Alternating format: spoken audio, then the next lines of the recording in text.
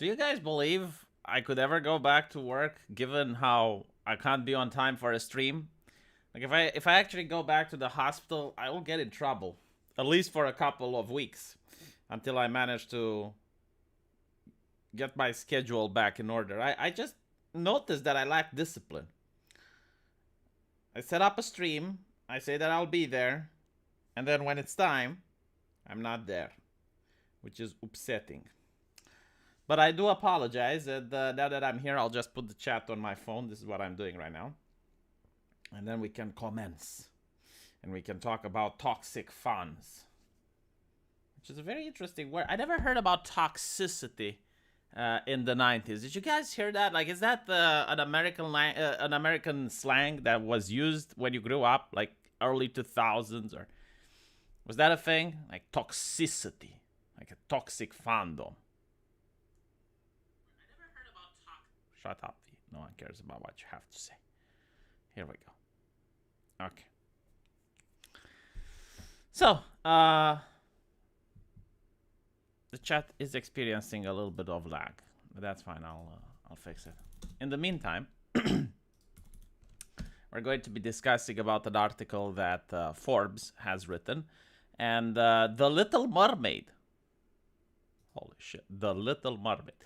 It released a new trailer. And people do not appreciate it, so of course Disney is going to start coming up with racismus. Racismus. The only reason why people do not like the wonders of The Little Mermaid made by Disney. The only thing toxic I knew before 2010 was sewage and biohazard. Yeah, the thing is, I have never heard this word being used until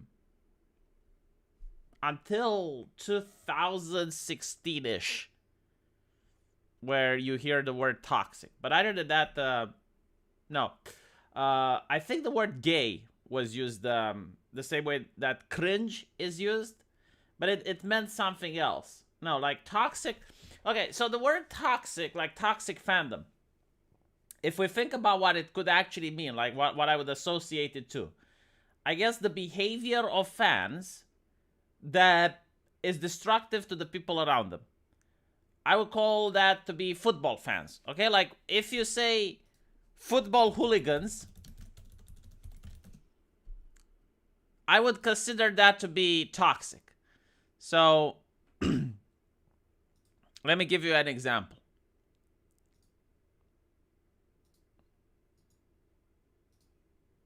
For example, here, right? So I had this in my town. I remember when I grew up.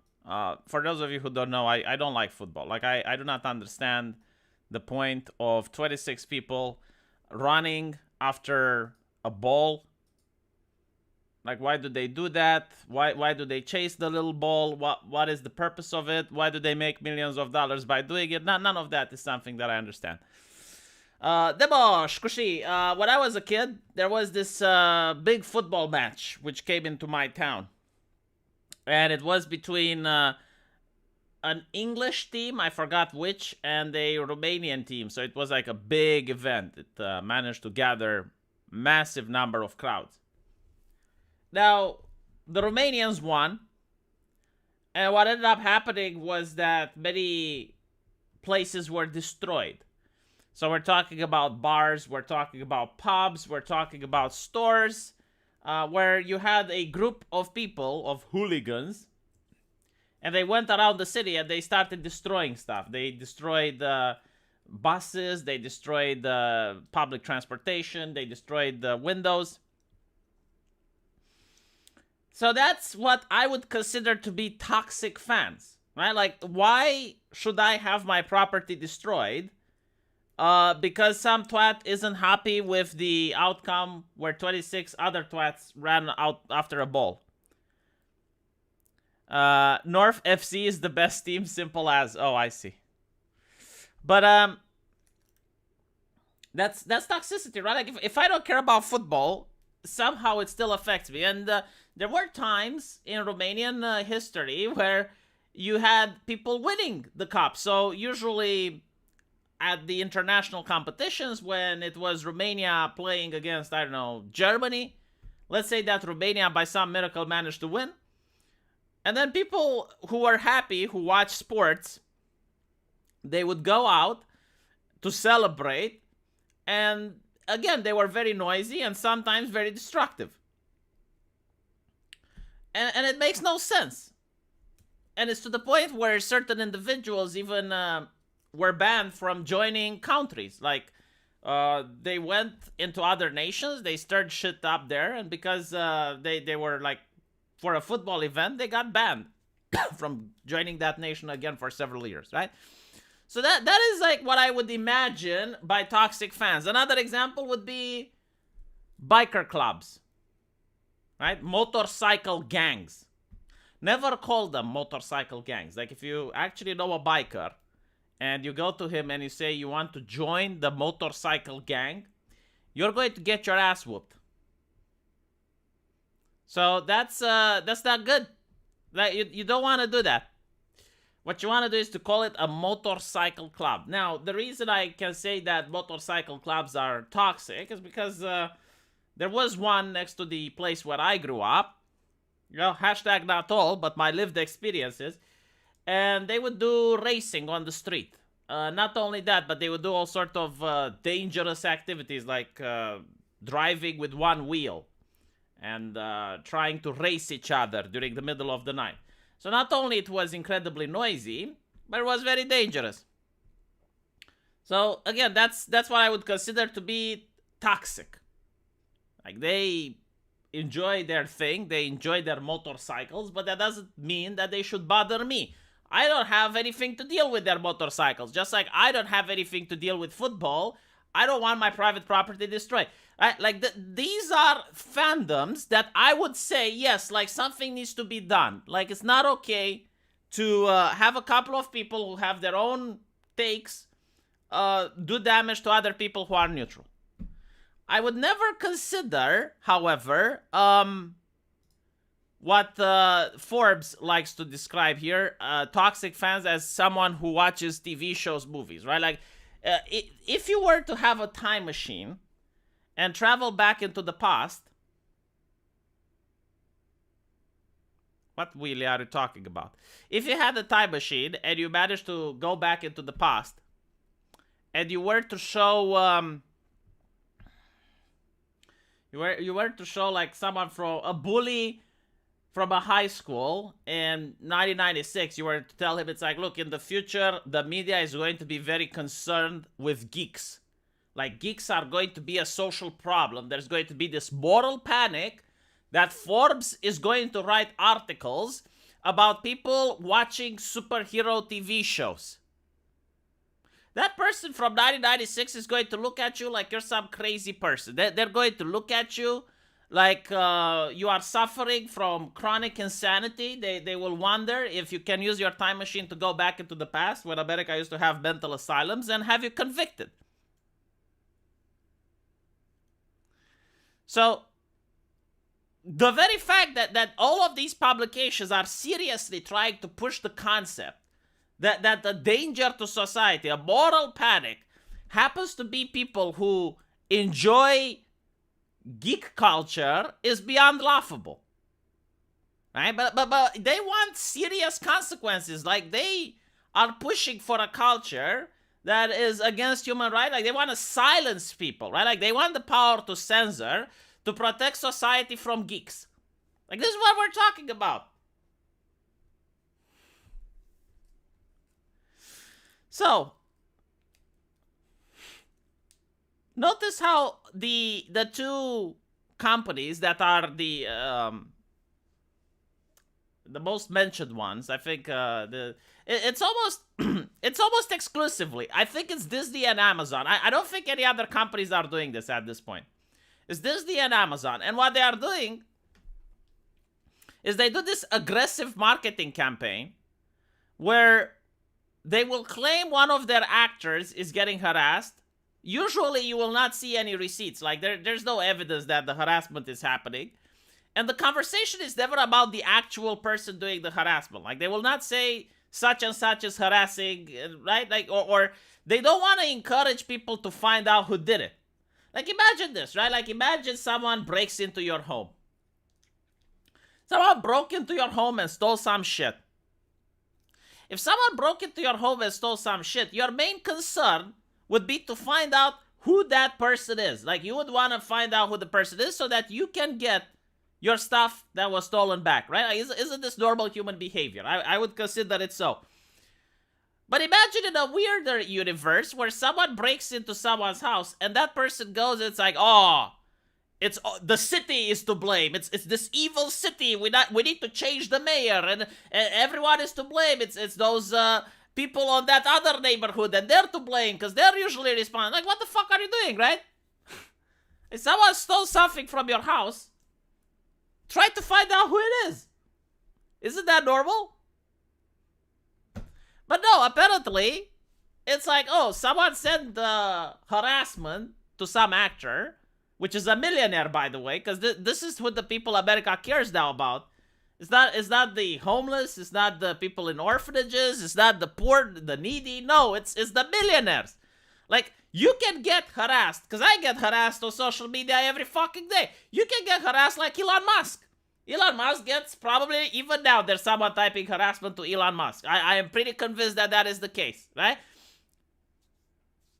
Usually, it doesn't matter. No, I care. But when a left-leaning millionaire gets harassed, oh, everyone needs to care now. Now that is a problem. That is, you know, like, we need to do something. We. Like, I don't understand the word we. Right? I'm not harassing. I'm not encouraging to harass. Why the fuck do you say we? It sounds like a you problem. Where is the we coming from? Yeah, it's exactly, you know, like, imagine, imagine that someone stole from my house, and then I come out and start screaming at the internet. It's like, we need to do something. And you'd be like, V, I don't live in your country. Shut the fuck up. I don't care. It's your problem. You need to fix it. Do you think capitalism is over to be replaced with a new system of techno-feudalism? Funding comes from the central banks and profits doesn't matter. The economy just can't work like that. Right? It's not like the central banks can find... Like, what you're talking about is central planning. And throughout human history, it started with the Catholic Church and went on to communism and what. Like, every single time central planning was attempted, it failed miserably. So all it would take is for some countries not to do the central planning. But we do not have capitalism. Like, that's what I want people to understand. And I'm not saying this hyperbolically. Officially, the United States is not a capitalist society. The United States is a mixed economy. I mean, they officially call themselves a mixed economy. It's the U.S. government identifies the United States as a mixed economy. There is no capitalist nation right now. As far as I'm aware, there might be a couple. I don't know. I would have to look at their constitution and whatever, right? But most nations around the world right now are either operating on some form of authoritarian fascism where there's central planning to the economy and the government controls the economy, or it's a mixed economy. There is no capitalism. I mean, maybe in the future there might, I don't know, but like right now, as far as I know, there is no capitalism. Like, feel free to give me counterexamples. It's us fans who are toxic, not the writers, directors who refuse to listen to constructive criticism. Yes, I know. I don't know. I'm genuinely like trying to think of any nation that's capitalist. Like the thing is that there might be some nations, but I don't know that much about them. For example, I don't know about Botswana, like what regulations they have there. I think maybe, I might be wrong, but maybe under Pinochet, you had Chile being capitalist.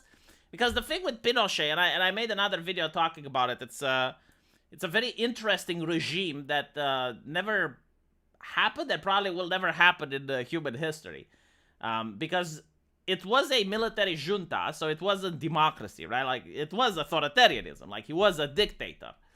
However, he allowed the economy to run free. So, if you are a business person, if you are a merchant, you didn't get, like, the government didn't give a shit about you. Like, you could trade, right? You could do whatever you wanted. The only people that were being repressed were the people repressed for ideological reasons.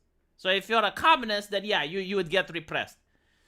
But other than that, like, the government had small taxation. It was called the Miracle of Chile. Basically, all the nations around Chile were in economic stagnation, and some of them went into economic collapse and major human rights abuses all around. Now, Chile had its human rights abuses, but it also had a very prosperous economy. So I don't know, it's very interesting, right? Like, I would consider that to be capitalistic simply because people could trade and the government just fucked off. Like, they would allow people to do commerce with each other. Singapore, yeah, maybe Singapore. Again, like, there might be a couple of to answer the question of which nations are capitalist today. There might be a couple, very few.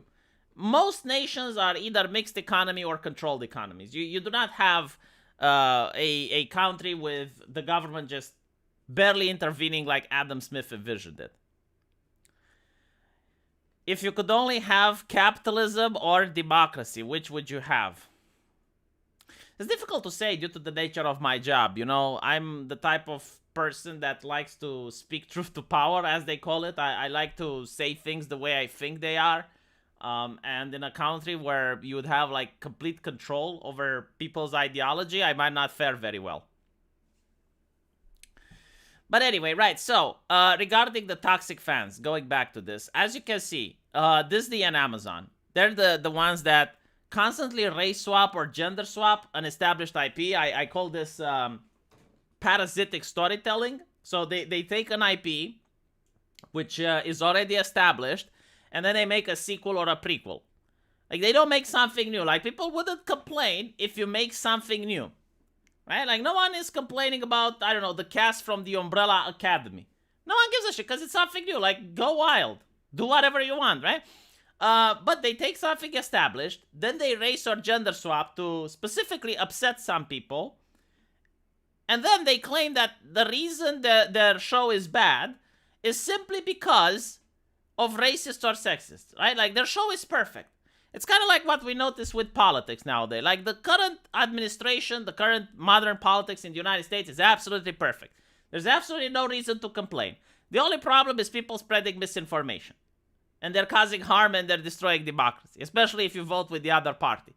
But other than that, everything is perfect, right? That's the same thing you notice happening in entertainment, but at a very smaller scale. So, this is the marketing that Disney and Amazon is doing. It's very easy to debunk because there are industries which are driven by people of color, and for some reason they're profitable, right? I once told it to a leftist on Twitter. I was pointing out jazz music, right? Like, if the United States would be that racist, like they don't like any type of entertainment that has black people in it, how did jazz music manage to become so overwhelmingly successful? Like, even I might listen to jazz, and I'm from Romania, right? Like, I'm even outside the United States, and I think, like, overwhelmingly the jazz bands that I listen to are all black. Now, of course, the left would say, so when you think about black people, you only think about jazz. No, I don't say that I only think about jazz. But what I am saying is that they pioneered this industry. And if people were indeed racist, and they literally didn't want minorities in their entertainment, then they wouldn't listen to this music. They wouldn't promote it. They wouldn't encourage other people to listen to. Right? So that's how you can debunk it. Like, there are many other entertainment avenues. Sports, for example, very profitable. You got rap music, right? And you look at the rap concert. Just pick which one, right? And you'll see that overwhelmingly people on the stage are white. So you can't push this nonsense that, it's because racism or sexism. Anime, overwhelmingly, people of my generation enjoy anime. And anime, some of them have very strong female superheroes. And that doesn't stop the sexists from watching it for some goddamn reason.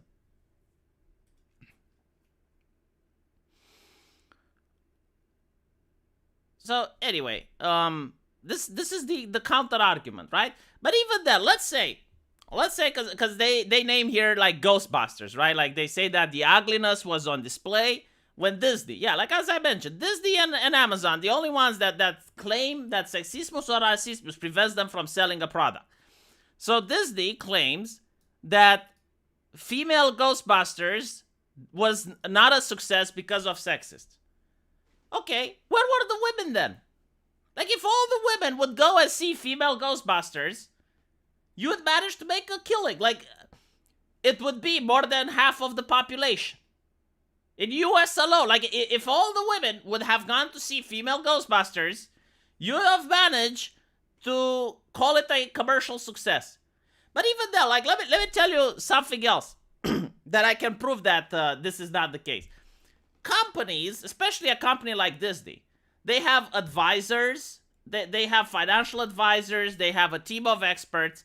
And if they knew that, okay, well, look, America is filled with racists and sexists, do not make these type of movies because they do not sell. Well, Disney would not make them. I mean, Disney already knows this about China, right? So, for example, I'm pretty sure you guys know this very popular thing where Disney is aware about the cultural differences in China. And as you can see here, when Disney makes a poster, and other companies as well, not just Disney, but when they make a poster for China, they try to either minimize or cover up the black people on the poster. So here you have the poster for the United States, and you have like Black Panther, and his mask is off. And here you have the poster for China, he's got mask on. Now you can say, well, clearly this is like a coincidence. Well, no, it's not, because look here, Dune, right? Like you got Dune for China, they replaced this with a different actor to hide the woke washing that they did for the West. Like, here's another one. This is Star Wars. For some reason it doesn't want to load properly, but all right. So this is the Chinese one, this is the American one. In the United States, you get to see Finn, really big, in the upper right corner. This was a big deal, right, at the time. And here, where you look at the Chinese poster, Finn is being minimized. Like, he's still in the poster, but they're making him small so that you can't see him. Why? Because they understand that is genuinely a culture where certain movies would not sell. So while they're lecturing the toxic fans and blah, blah, blah in the US, because they know that type of marketing can work in the US, because you have a significant resource of Baizu to push your product. In China, they know that is not the case, and they just don't even try. Internet marginalized misogyny and stuff, yeah. Let me show you something else about... What is the name of the John Boyega? Holy shit. Okay, like let me show. I think I showed it on the stream before. But this is this is one of the most funny things that I have seen coming out of Asia. So this is John Boyega, and he was tasked to making a commercial for, I think it's a perfume company or a cologne company. I don't know. Joe Malone. Yeah, so it's a perfume company, right? So this is the London ad. And apparently he was really proud because he designed this ad himself. He directed it and he made it himself, right? And I want you to look at the ad. By the way, the ad is really good. I can't say it's bad. Like it symbolizes family. It symbolizes people going out in nature, walking, eating healthy, having fun. But I want you to notice the difference between this and Asia, right? So here you have John Boyega on a horse, and there's people with bicycles. Okay, right. Now, look what the company did when marketing the same product in Asia. Because this is the London market, right? So they casted John Boyega, and they were in order to show that they're a diverse company and they're inclusive and all that, right? But now let's look at the Asian market. So I want you to remember the previous scenes. right? Like, it's literally the same ad, but there's something different. I just can't tell what exactly that may be. But the ad is kind of the same. Like, you get a deja vu while looking at it. But for some reason, I just can't tell which reason. That there seems to be something missing. You know, something is a little bit different.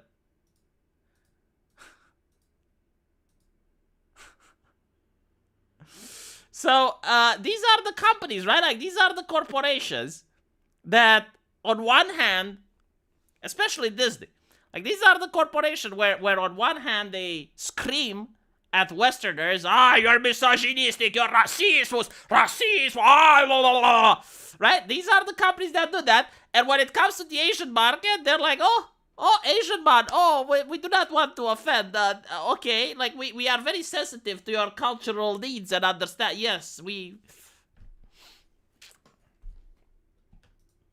John Boyega was livid about this, by the way. I believe he resigned after receiving the news that the commercial for Asia is a little bit different than the one he imagined it.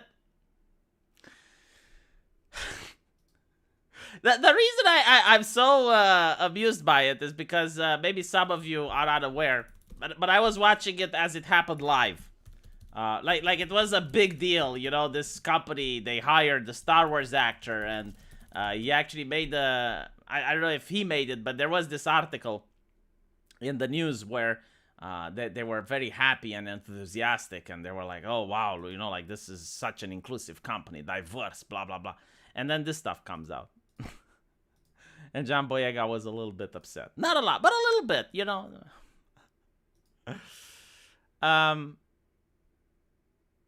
Yes. The Asian one did have shaky camera. That is correct. I mean, the production value of the one that John Boyega did himself seems to be a lot higher. Let me show you another commercial, also from Asia.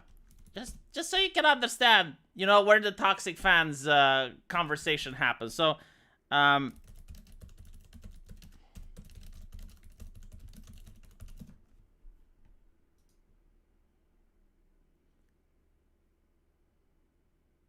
give me a second while. All right, this is on CBC News. Okay, so let's watch this interesting commercial. This is a Chinese commercial, right? So you got this gentleman, right? It's got diversity and inclusivity. I'll give them that. And she puts some soap in his mouth, I think, right? And then pushes him into the washing machine. Okay, I just want you to understand the cultural differences that are being in display here. And here we go. Now, this to me looks like a big yikes. Like, I would think that Disney and Forbes and all of the other publications, you know, like, before shaming Westerners, maybe you should shame other countries where the problem is a little bit more pronounced culturally. Right? It seems to be a little bit more pronounced than here in the West. It seems to be, and all these corporations are pandering to this specific country. Like, for some reason, you know, racismus in the West, but you're pandering to China, which I think is a little bit more pronounced. Yeah, it even straightened the hair out. What can I say? But I just, and this was on the news. Like, this is not somewhere, 2016, right? Like, it's not that long ago. What kills me is the black guy that agreed to do this ad. Oh, yes, like, that's also an interesting dilemma, like, this gentleman. Like, how much was he paid in order to get them to convince him to do this ad?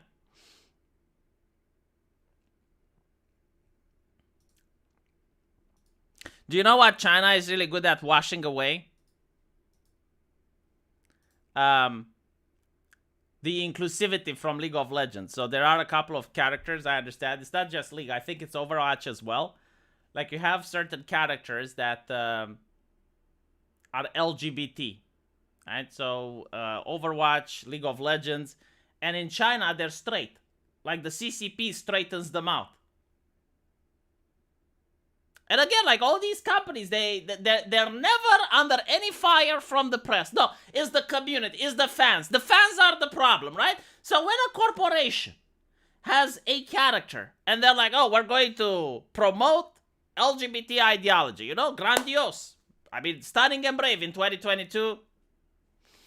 And they're saying, okay, so this character that you like is gay. But in China, it's straight. Why is it the press latching onto that? Why is it the press calling out the companies for doing that? Why is it the press calling out Disney for minimizing black characters on their poster? And by the way, you want to know something else about Disney while we're talking about it?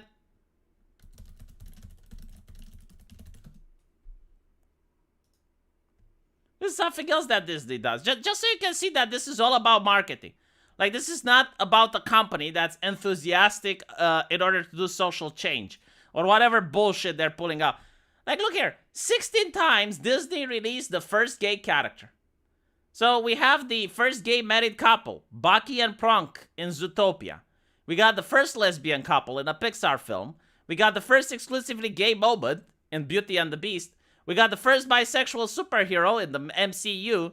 We got the first gay character in MCU, Grieving Man, Avengers Endgame. Then you have another one in Pixar film. You got the first same-sex kiss in Star Wars. You got the first lesbian character in a Pixar film. You got the first major gay like, all of these things, like, if you look at it, if you Google them, right? Like, Google Disney first LGBT moment, you will find it, right? Holy shit, like, Disney has broken the glass ceiling and then fixed that fucking ceiling so it can break it again, and did this 16 times.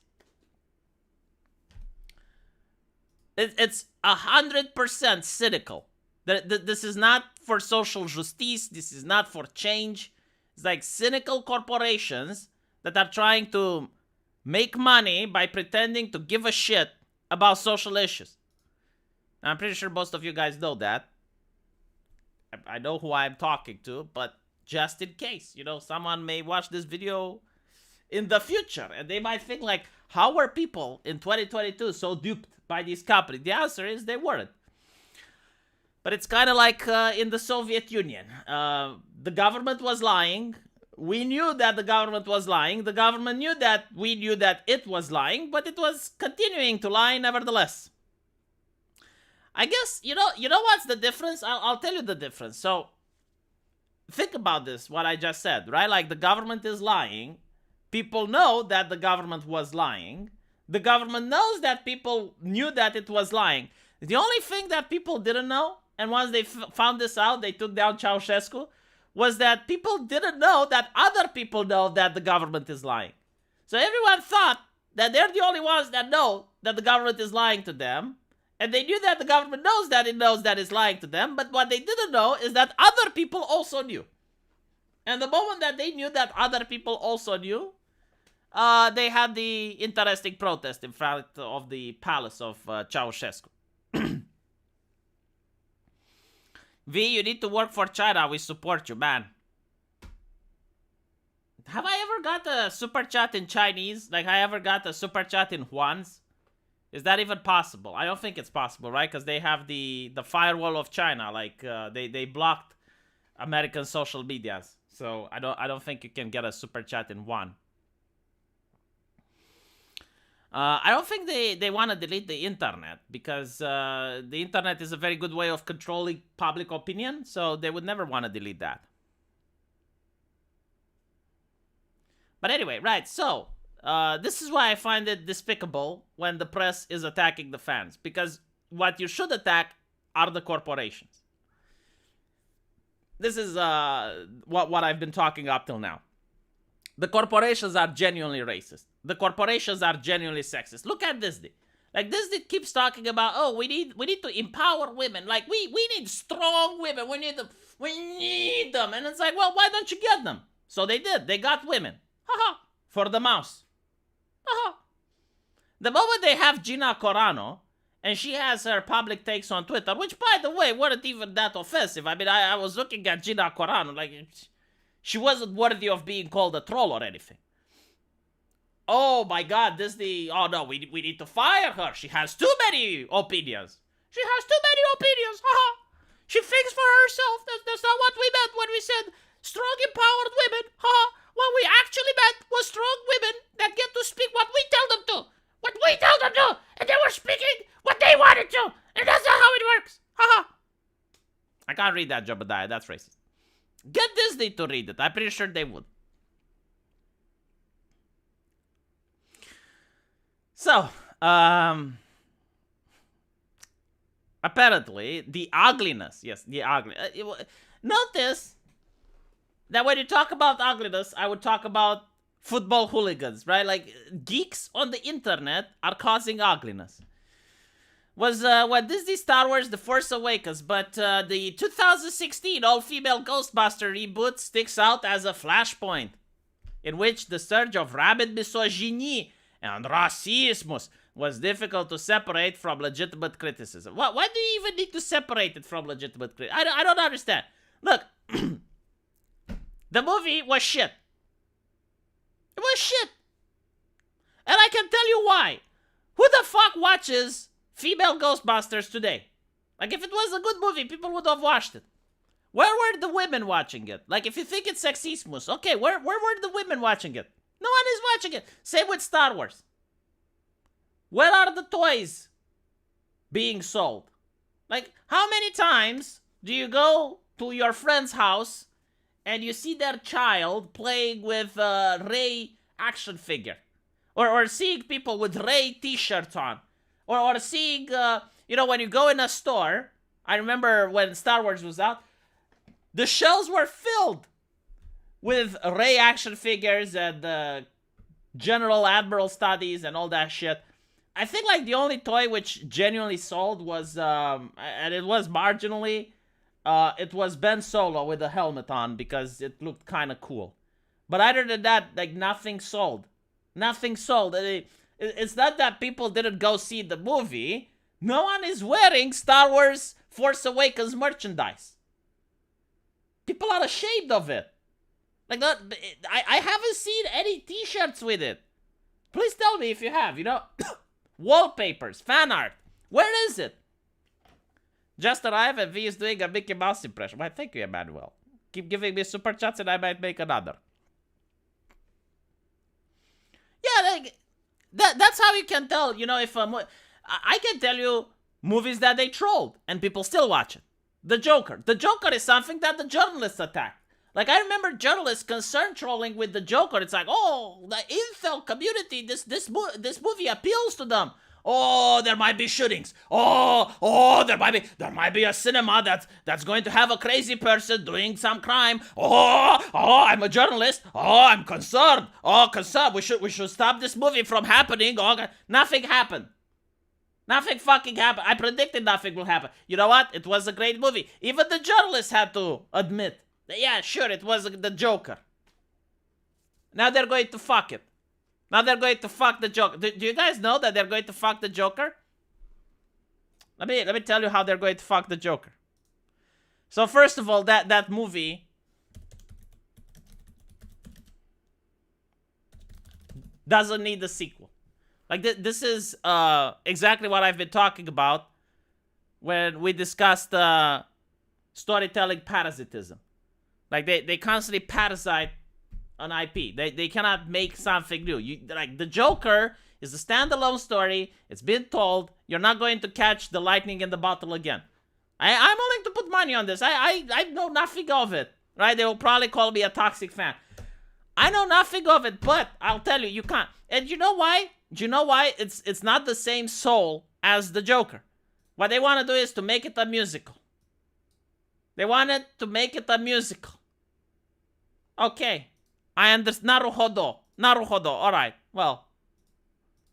Make it a musical. See how many people go watch it. What can I say? Fucking hell.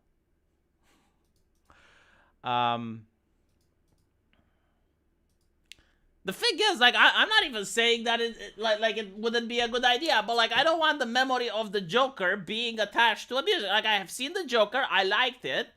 I want that to be what's in my head. I do not want anything else added to it. All right? Make a new IP. Like, you can make a Batman musical. Make a fucking Batman musical. I don't care. Like, make a Harley Quinn musical. Do it. But don't associate it to the Joker. Because I'm not going to watch it. It's my money. So, yeah, going back to what toxic fans are. I think toxic fans are any fan that disagrees with the message or any fan that criticizes their movies without having a social justice lens. Like, this is very important. If you criticize something with a social justice lens, then the corporation immediately bends the knee. Like we see in Dungeons and Dragons bend the knee recently because someone said that some flying monkeys are racist. They have like this little character, this little race in Dungeons and Dragons, which are familiars, and they're in the form of flying monkeys. And some random on Twitter, for some reason, said that's racist. So now Dungeons and Dragons is rehashing all the lore and is removing that race. Jesus fucking Christ. And one person did that. One person, right? Like, if you have a social justice lens and you criticize these shows, immediately, just like within minutes, the company responds and bends the knee. Romanian moussaka is potato-based or pasta? I think it's potato-based. I don't really enjoy moussaka. And it's not Romanian-based. I think it's imported from Turkey. The Ottoman Empire forced it upon us. I'm talking about cultural dishes now. But anyway, right. So that's I consider bad sequels R3 4P because they're inserting something I don't want inserted into something else. Well, the thing is like this, okay? Like a lot of people wonder. It's like, how does it affect you? Because in the beginning, I was wondering this as well. Like, let's say you're a fan of something, Stargate, right? Let's say I'm a big fan of Stargate. And now they're going to make another Stargate that's going to be woke. And Daniel Jackson is going to be the white colonizer.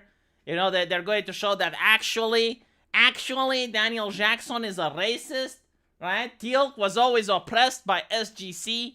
Let's say you're going to view a woke version of Stargate where they don't care about the lore or anything like that. The real enemies were the humans all along with their evil right-wingers, and Donald Trump is in charge of the oversight over the Stargate command, and he's making bad decisions, right? Like, let's say that. So how would that influence everything else that came before it? Because there's like many seasons of Stargate that are great. Like, how would that ruin my memory of that? And I'll tell you how. Because at first I didn't know either. It's the same way like watching Game of Thrones. Game of Thrones, amazing show. Beautiful show. I love it. First seasons, I think it's like first 6 or 7 seasons, excellent, right? But after that, they fuck up the ending. To the point that I can't watch Game of Thrones now. Like, I just can't get myself to watch it. Do you understand this? Like, if I see Game of Thrones like the first season, and I watch it, I will know that it's going to end up being utter shit. And I just don't want to watch it anymore. Right? Like, that's how you can ruin a franchise with a bad sequel. Only the first 4 seasons are good? Yeah, I forgot exactly where it starts getting bad. But at one point, they start really fucking it up.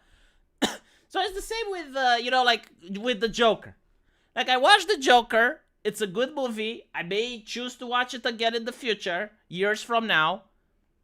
But I don't want to watch something else associated with it that can be really bad. So that it ruins the image that I have of the original movie. Thank you for the €5, Grimlock Steve. First 5 seasons if we're going to be reasonable, yeah. Ah, my fucking god. I'm curious if the social justice activists are going to cry when Rhaenyra is going to... Oh, you guys don't know. Oh, spoilers. Chat. Spoilers. Spoilers, chat. Spoilers. Game of Thrones, House of the Dragon. It's going to have a time skip. And the actress which plays Rhaenyra is going to be replaced by another actress. Do you think it's going to be concerning on Twitter? Like, are we going to see a little bit of tears on the Twitter when that happens? Huh?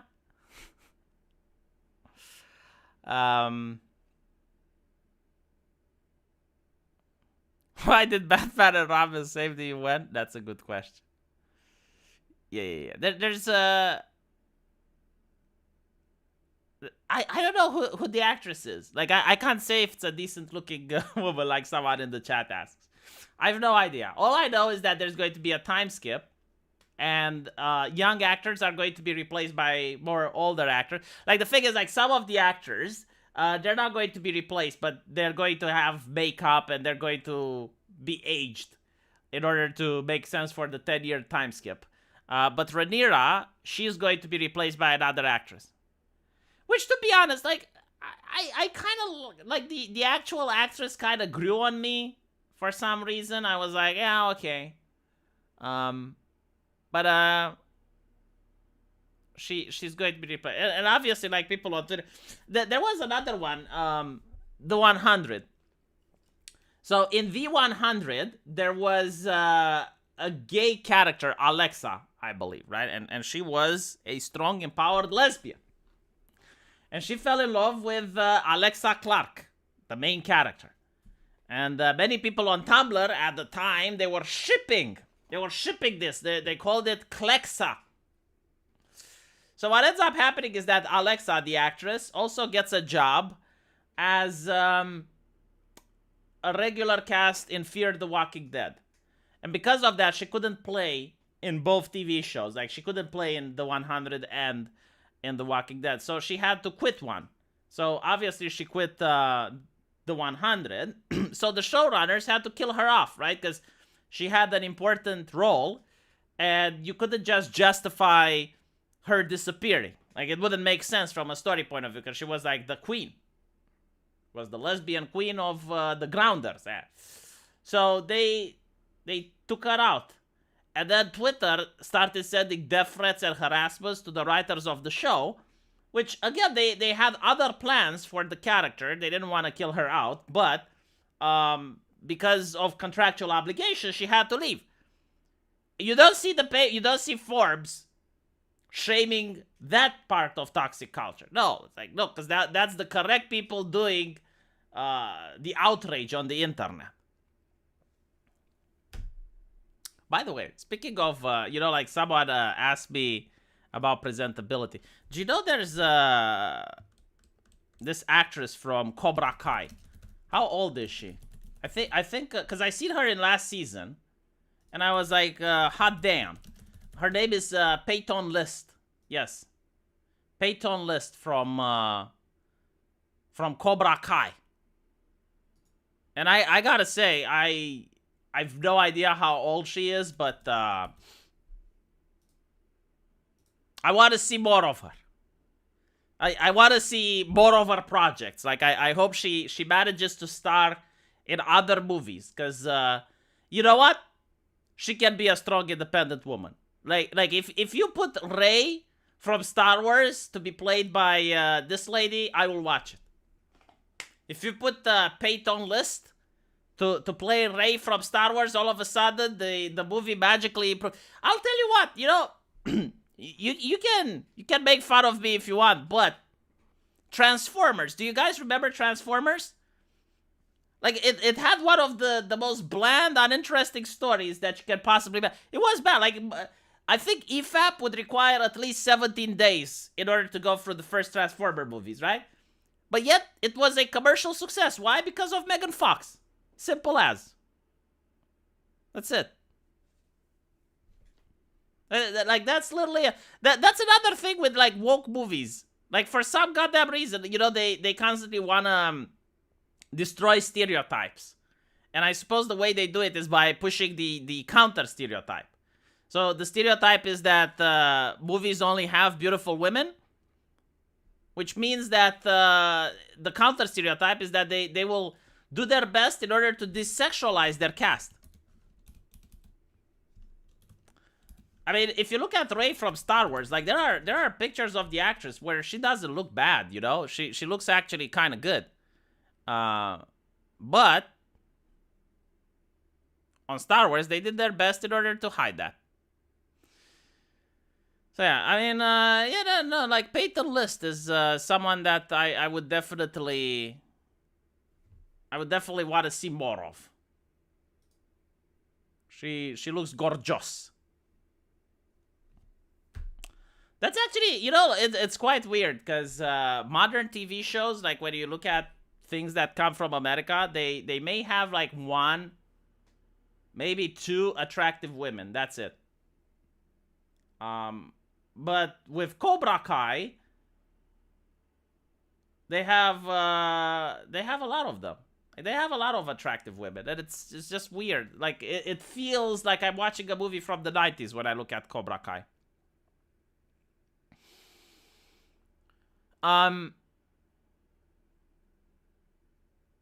Actually, I'm thinking like, are there any other TV shows that have attractive women like the 100 had?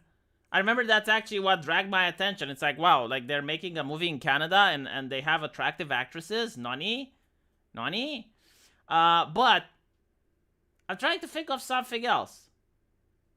Do you guys know any TV shows that have attractive ladies in it? I mean, Breaking Bad didn't, but it makes sense, right? Because like the age of the people in Breaking Bad is same with Better Call Saul.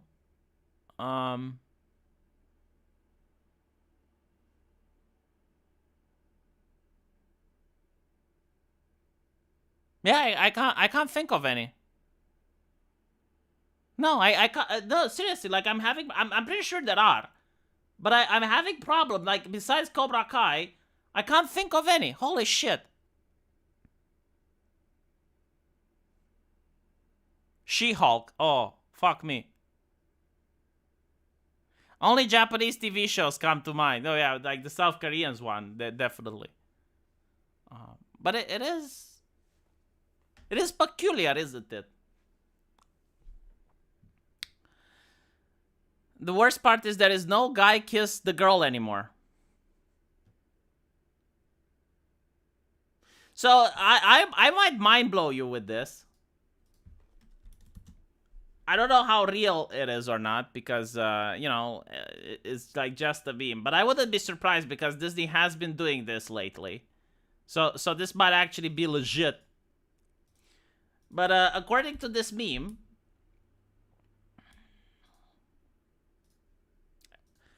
New Little Mermaid New Little Mermaid and Snow White stars say their modern characters won't be defined by needing a man. So, the whole aspect, like needing a man, like, yeah, human beings aren't meant to be solitary. Like, it's a reason why the hermit is being viewed as different than most other people. Because most people don't want to be hermits. Like, it's considered a penance, right? Like, it's something difficult to be a hermit, to live in the middle of nowhere by yourself. Human beings need companionship. And I noticed this with Disney. It started with Frozen, where, they subverted your expectations and the actual prince was bad. And the moral of the story is that family is what matters. Like, she needed a kiss of true love, but, like, true love didn't come from a guy. True love actually came from her sister. A lot of shipping going on Tumblr because of that, by the way. Then there was Maleficent, where it was the same thing. Like, the girl was cursed by the evil witch, which the evil witch actually was good. She was misunderstood, right? Like, your expectations subverted right there. The evil witch wasn't actually evil. She was just misunderstood. And then she cursed the girl, but then she regretted that she cursed the girl. And eventually the girl falls to the curse and she becomes Sleeping Beauty. And Maleficent, like, tries to find princes that would show true love to the beauty, and like no one manages to wake her up. And I think in the end it's the same concept, right? Like, it's the witch is the one that manages to wake up the beauty, if I remember correctly. I might remember it wrong, but So my point is, like, we noticed this, that Disney is moving away from the guy kissing the girl type of thing. Like, that is not progressive, because progressive, like, what does it mean to be progressive, right? Like, progressive, it means that we worship the corporation. So what does the corporation want? Like, do corporations want married people? No. Because if I work at a company, and they want me to work overtime, then my wife starts nagging. It's like, when are you going to come home? Like, we need to be home and, start thinking about doing homework with the children and blah, blah, blah, right? So the company doesn't like that. They don't like the nagging wife. What the company likes is for people to be divorced, hopefully pay child support so that they can work harder. They have the motivation of working harder because child support. And when they go home, they need to start writing emails to clients and customers, right? Like, they still need to be on the payroll. They're still representing the company. That's what it means to be progressive. That's forward thinking. That's social justice. So we can't have, like, nonsense images with the guy kissing the girl and starting families and stuff. Like, no, it's horrible. Not for children.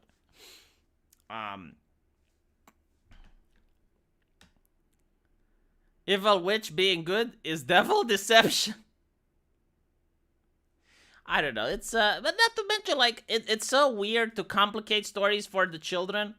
Like, when you're at a certain age and you're reading fairy tales, right? Like, you're 5 years, 6 years old. You need, like, some simple fairy tales with a moral attached.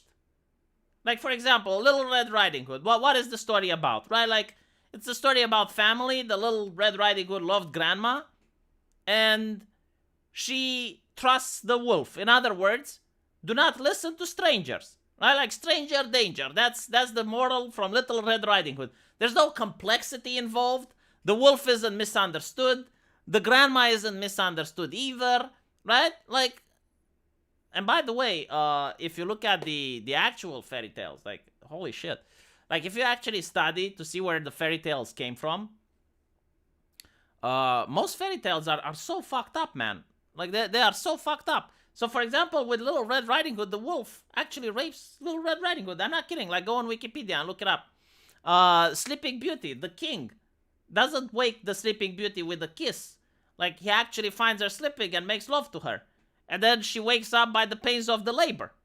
And then finds the king and whatnot, right? Like, all these stories, they're really fucked up, man. But my point is, they usually had a moral, right? So the story wasn't complex. It was very simple for the children to understand. It was a battle between good and evil, with good prevailing most of the time. And there was a moral to it. The girl with the matches, right? Like, the girl with the matches, simple story. Like, it's a girl shivering from the cold. She lights 3 matches, gets 3 different visions, and then she dies. What is the moral of the story? That we should be more considerate to people who are poor. And that there might be people who are doing far worse than us. And, we shouldn't be completely numb to their plight. I mean, it's a simple story that you tell children. Like, imagine if the story was actually complex. Like, the stories shouldn't be complex. Complex stories are for adults. Not everything needs shades of gray and complexities. Even like Little Mermaid. Like, Little Mermaid originally, like in the actual story, she falls in love with the prince. And then she goes and gets the spell, causing her to have legs. And apparently it's incredibly painful for her. Like, she feels needles as she is walking because the magic, is very, comes with a cost. And then the prince doesn't love her. Like, she actually goes after the prince ignores her, and she ends up throwing herself into the ocean. So she dies. Like, that's the original story with the Little Mermaid. I know, I told you, like, old stories, they're fucked up. But what is the moral, right? Like, again, simple story, comes with a moral. The moral is, do not look above your station. Right? Like, the mermaid had no business throwing herself on the prince like that and investing all of these resources and energies trying to chase after a guy that didn't even know she existed. Right? Like, that's the moral. She does turn into sea foam, yes. So it's not there's no complexity involved, right? Like there's no ambiguity. There's no like, well, actually the prince is evil. Like, no, the prince isn't evil. The prince just doesn't care about mermaids. You know, like he's got his own preferences. Fairy tales go hard as fuck. Oh, that, like, think about the Hansel and Gretel fairy tale. Oh yeah, perfect example. Hansel and Gretel, right? So like they're thrown out of the house. They're trying to find their way through the forest. Eventually they go and they meet the witch, which tries to fatten them up, but they manage to push the witch into the oven. A very interesting story for a German folklore. But right, so is the witch misunderstood? Is the witch actually coming with complex shades of gray, and it's actually, no, like, because of the famine the witch had to eat herself as well, and, you know, let's show compassion for the witch. No, there's no shades of gray, right? Witch evil, children good, end of story. Like that's how you need to present. And I noticed that we do not have these stories anymore. Like if you look at most American entertainment, like you don't have this type of story. As I mentioned before with Walt Disney, it's like, well, actually, you know, the prince is evil, and the prince actually wants to murder the princess, like in Frozen. Actually, the evil witch is actually good, and she regrets the fact that she cursed the princess. And it's like, come the fuck on. The witch had the 5-pointed star on her house. No, the witch had 5 stars on Uber. No, not on Google Maps, you know? Like, the witch's house had 5 stars review. Yeah, they'll go out at night, or you'll be made into kebab. Like, the thing with Hansel and Gretel is that it's a story which appeared during a period of great famine. And there were many people that actually did this to their children, right? Like, they would, they would try to give their children for adoption, basically. I think you have this in America during the Great Depression as well. There have been periods in human history where this happened. I'll show you in a bit. There's many pictures with this. But I think this is the most famous one, right? So, first of all, I am bewildered about what a libertarian country the United States were. Where, I mean, this is real capitalism. Look, the lady has something to sell, and if people want to buy it. But this was due to the depression, right? Like, people weren't able to feed themselves, so you had these horrible things happening. It happened in Europe as well. It happened in my country after communism fell. So, yes, it is a historical sadness.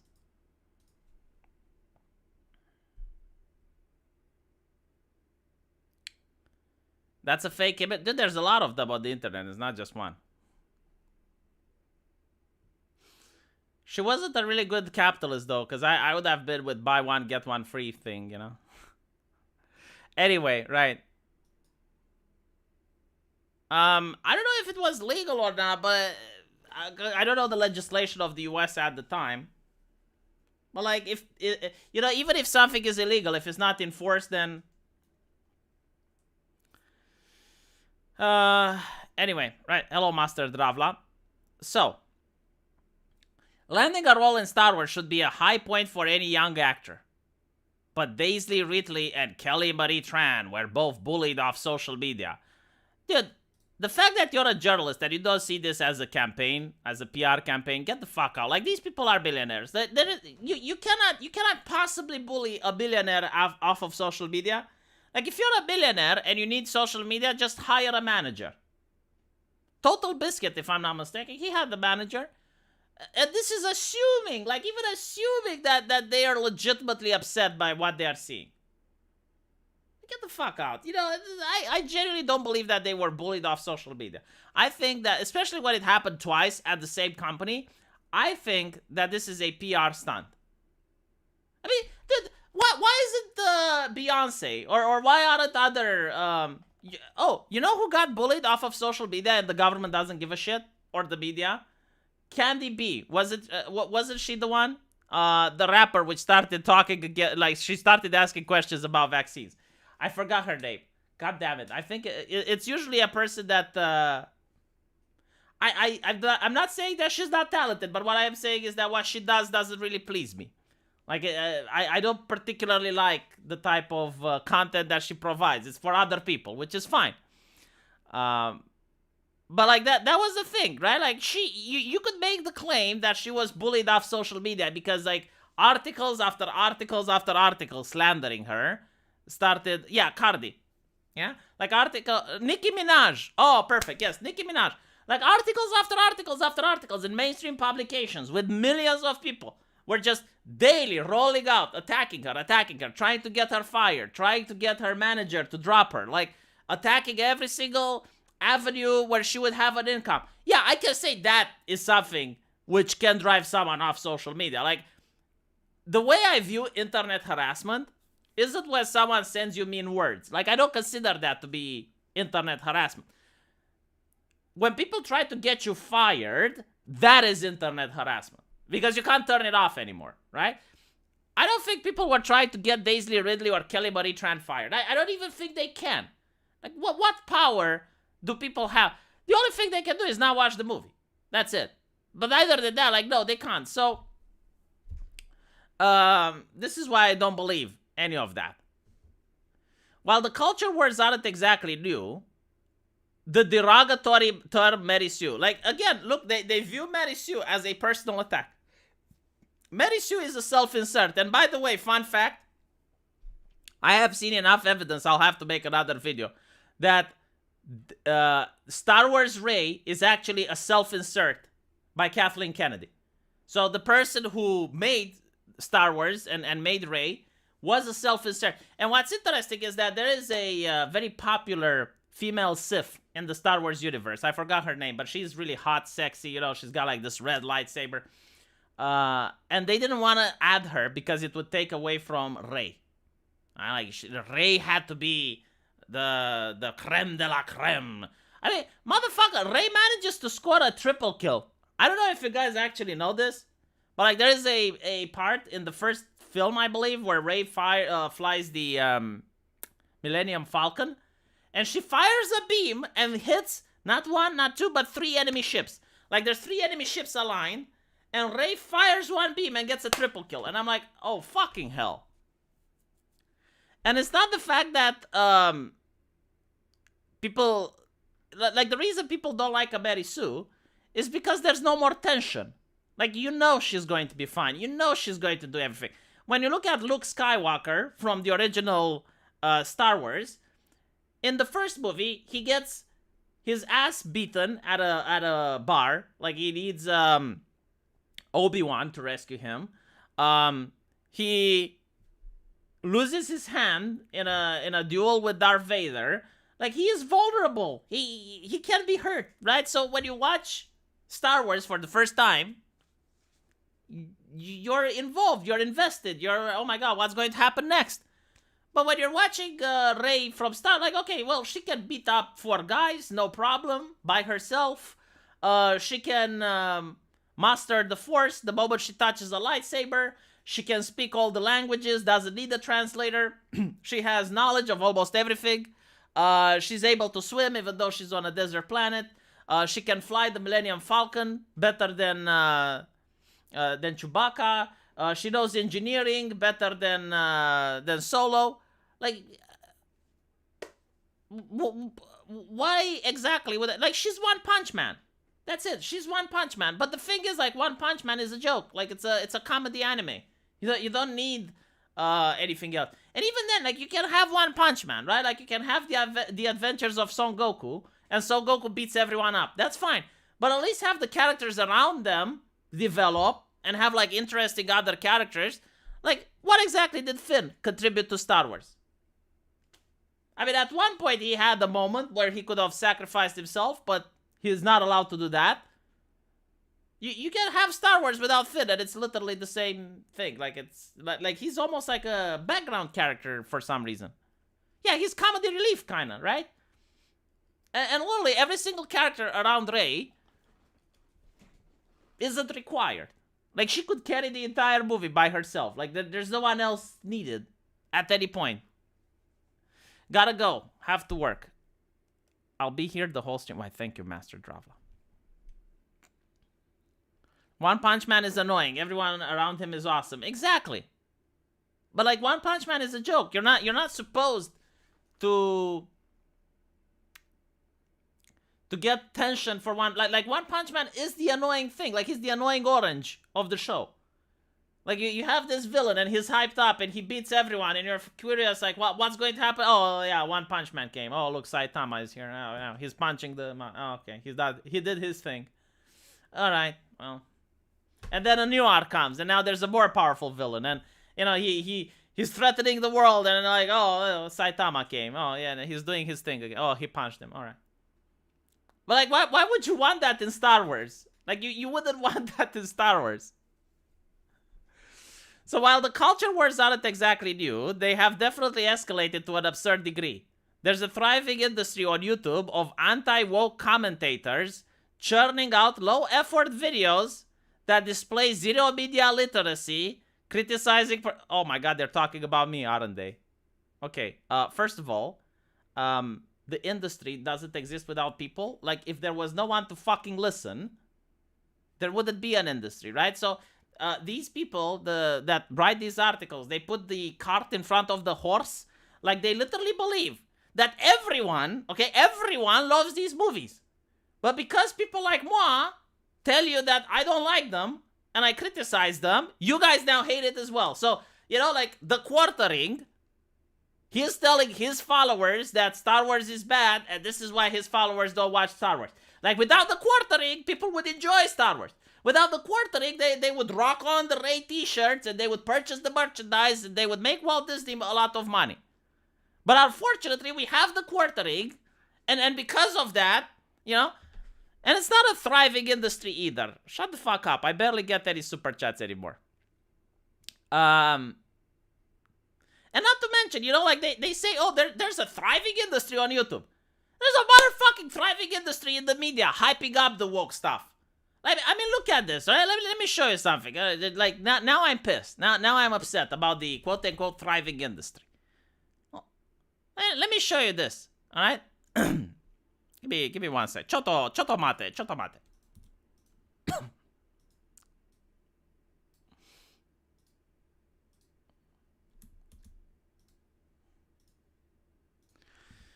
So, Hale Bailey looks exactly like Ariel. Exactly like Ariel. Does she look exactly like it? I don't know. And maybe without my glasses. Let me. Alright? Isn't this a thriving industry, just ass kissing and promoting corporations and their decisions? Like, don't you have an industry of journalists just sucking up and licking the putts of corporations to see what new products they're putting out? And don't you have an army, literally an army of diversity officers rich enough to buy entire Romanian villages? Do you know how much a diversity officer makes? Holy shit, if I look at YouTube, and I compare the earnings of the quartering with the earnings of the diversity officer at Disney, I am pretty sure it's more a thriving industry to promote diversity stuff. So like, the thriving industry of YouTube, anti-woke commentators, low-effort videos. You're making me think that this is a high-effort article, right, Forbes? Like, this is really difficult to make.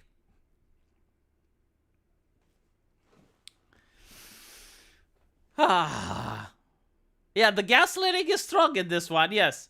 For example, the most recent Predator movie, Prey, was torn apart by these commentators before it was even released. I don't understand this whole shit with, like, before it's even released. As if it's like there's a magical thing where you're not allowed to talk about a product before it's released. Put it under a fucking NDA then. Why isn't the product under an NDA if you don't want people to talk about it?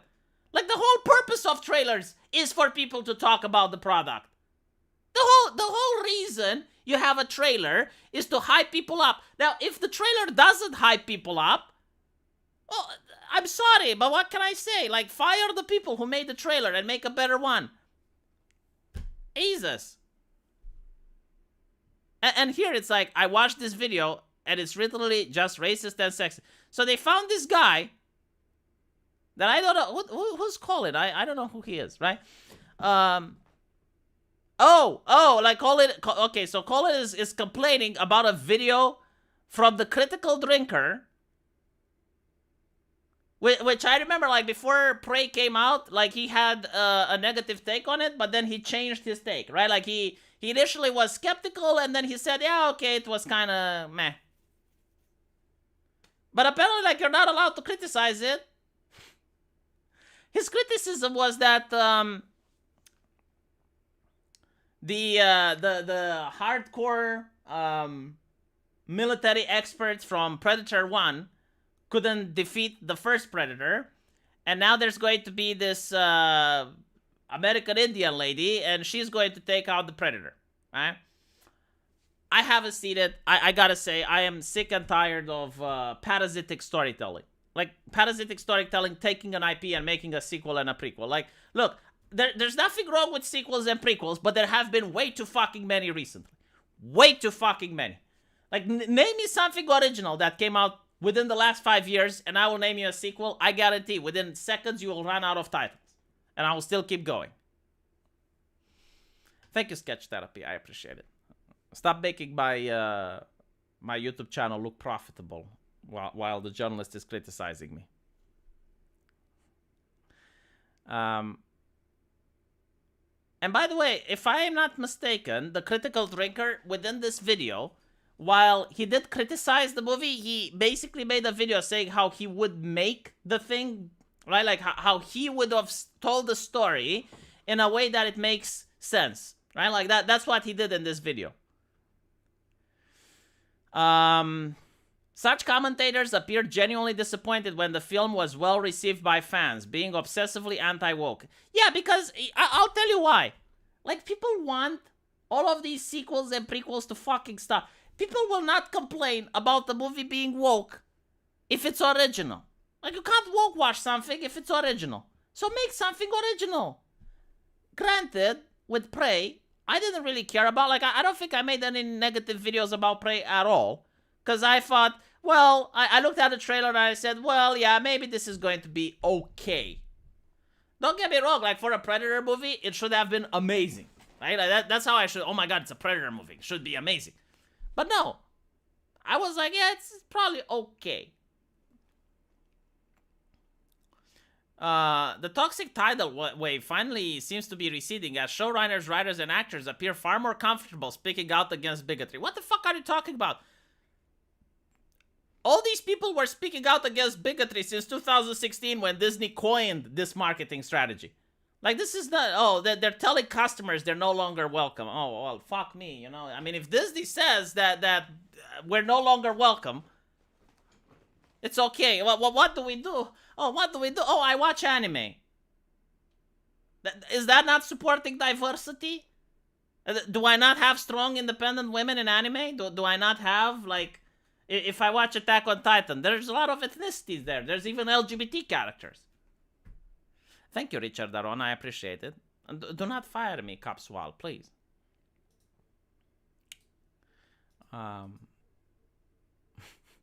Jesus. Sorry.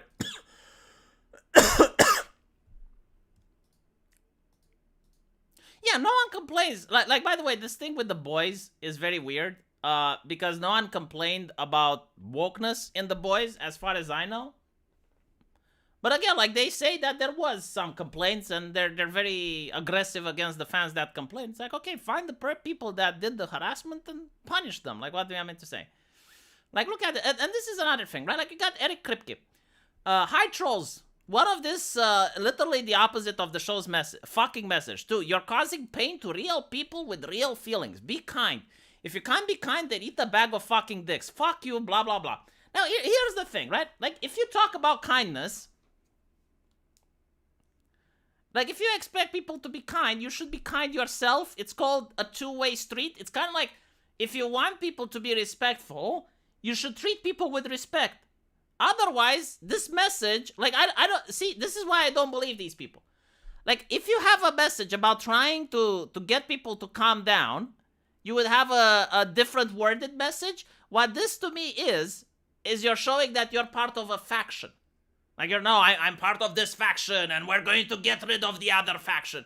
It's like, okay, first of all, that's not how you do good business. Like, secondly, look, let's assume that some of you would actually harass someone, which, by the way, is the most bizarre assumption ever, considering that I can't get you guys to click the subscribe button, let alone go to another person and say things. And even then, even if I could control people, why would I send them to harass anyone? If I could control you guys, I would send you to support content that I like, which I did. Or I would ask for super chats, which I am. Like, that's what I want if I can, like, control people. The last thing I would do is, like, some random millionaire actor. But my point is, like, if let's say that I would know some of you are harassing, I would make a worded statement like, look, my colleague, and she's a really nice lady, like, you should get to know her before criticizing her because, you know, her role in the film is different than her personality in real life. She puts a lot of effort into her role, and if you guys make fun of that, it affects her as a person, blah, blah. Like, that would have been a much more well-received message than, eat a bag of dicks.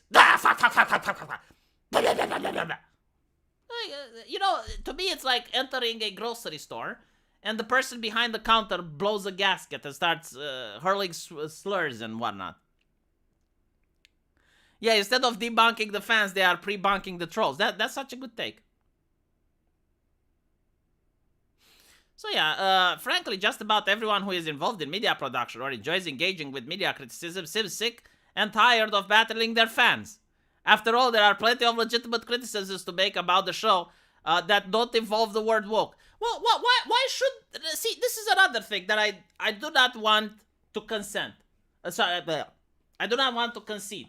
Like, I do not want to say that people shouldn't be entitled to criticize a movie for whatever fucking reason they want. Right? Like, if someone criticizing a movie for being far-right or conservative, that's a valid criticism. Right? Like, I would understand if some journalist came out and say that they don't like Dave Chappelle because of the politics of Dave Chappelle. So they don't like Sticks and Stones and they criticize it and they give it a bad review. That's their take. Right? Like, that's valid criticism. It's like, look, I understand. You're a leftist, communist, Marxist, and you don't like what Dave Chappelle has to say. Perfect. I get it. I don't say that they should be removed from the internet, or that, oh, Dave Chappelle's feelings are being hurt by these Marxists and we should remove them. Although maybe I should say that, seeing how they are trying to treat the opposition. And then it's like, besides all of that, like, if you have the Joker, the movie, and the journalists, very concerned, blah, blah, blah, blah, we need to ban the Joker, blah, blah, blah. That's their criticism, right?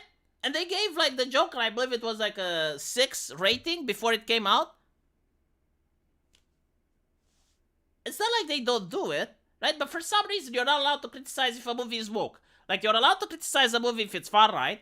You're allowed to criticize a movie if one of the actors is problematic. Like if Gina Carano says some right-wing shit on Twitter, then you're allowed to boycott her films.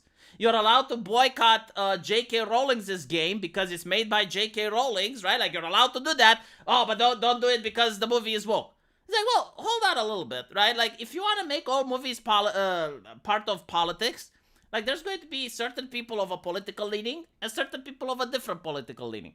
If you're going out of your way to piss off a group of people of a different political leaning, yeah, they're going to criticize you.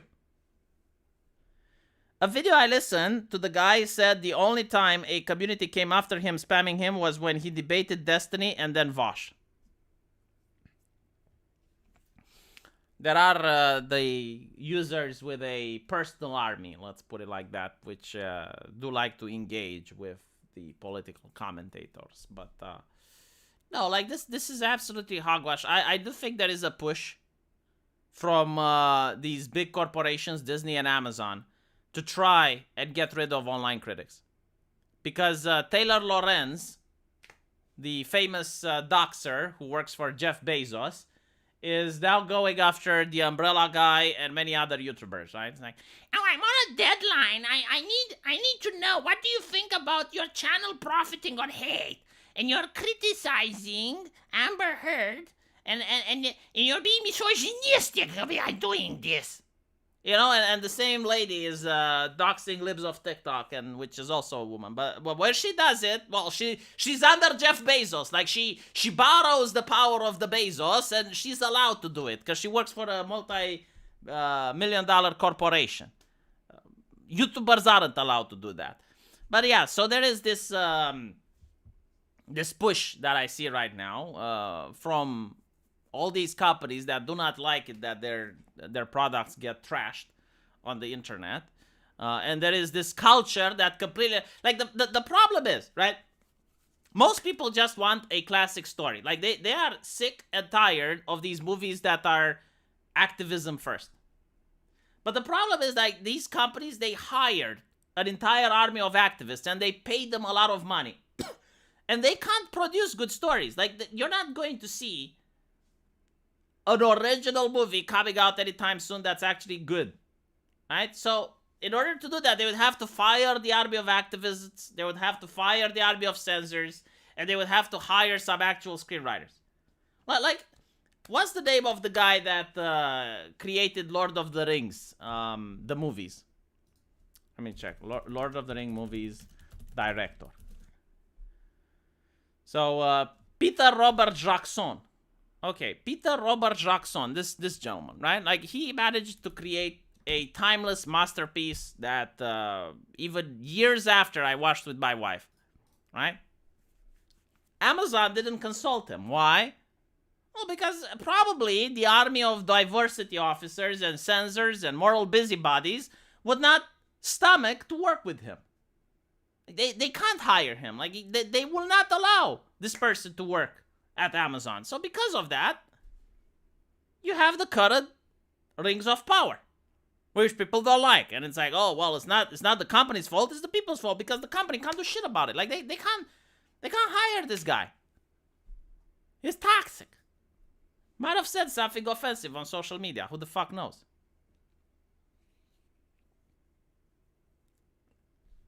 Yeah, they ghosted him. I know. Right? And that's the problem. That's why you're not going to get any good entertainment.